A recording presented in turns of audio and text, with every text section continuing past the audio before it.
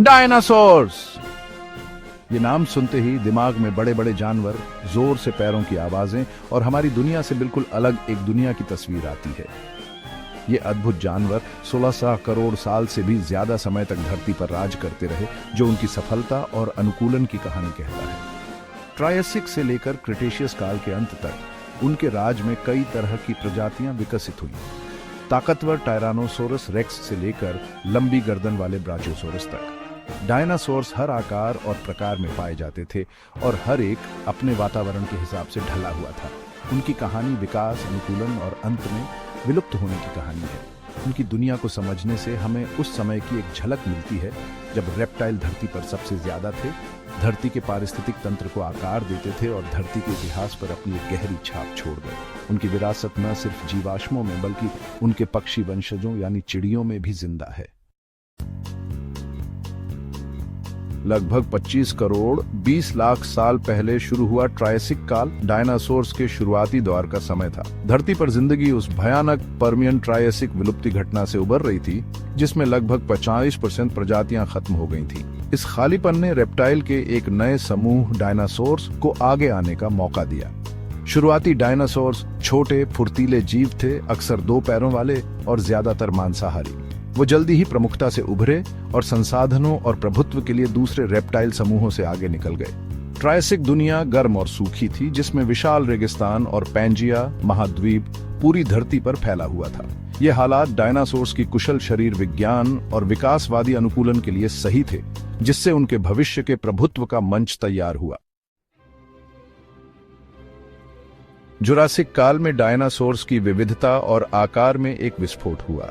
जैसे ही महाद्वीप पैंजिया टूटना शुरू हुआ, नए समुद्र तट और आवास बने, जिससे विविधता के अवसर पैदा हुए।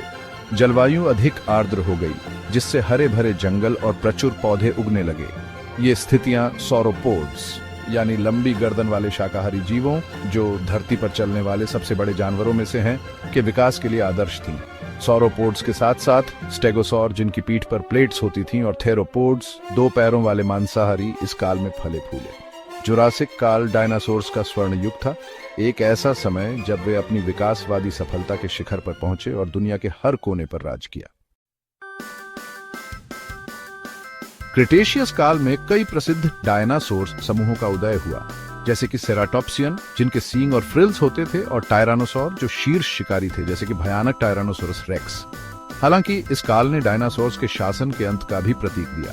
लगभग 6 करोड़ 60 लाख साल पहले एक विनाशकारी घटना घटी, चिक्सुलुप क्षुद्र ग्रह का प्रभाव। इस प्रभाव से व्यापक जंगल की आग, सुनामी और ज्वालामुखी विस्फोट हुए, जिससे धरती धूल और मलबे में ढक गई। इसके परिणाम स्वरूप पर्यावरणीय तबाही, जिसमें वैश्विक अंधकार और ठंड की लंबी अवधि शामिल थी, डायनासोर्स के लिए बहुत ज्यादा साबित हुई। अधिकांश पौधे और जानवरों की प्रजातियां, जिनमें सभी गैर एवियन डायनासोर्स शामिल थे, मर गए, जिससे मेसोजोइक युग का अंत और सेनोजोइक युग की शुरुआत हुई। अपने विलुप्त होने के बावजूद डायनासोर्स की विरासत जिंदा है। उनके जीवाश्म हमें विस्मित और प्रेरित करते रहते हैं, विकास, विलुप्ति और धरती पर जीवन के इतिहास के बारे में अमूल्य जानकारी प्रदान करते हैं।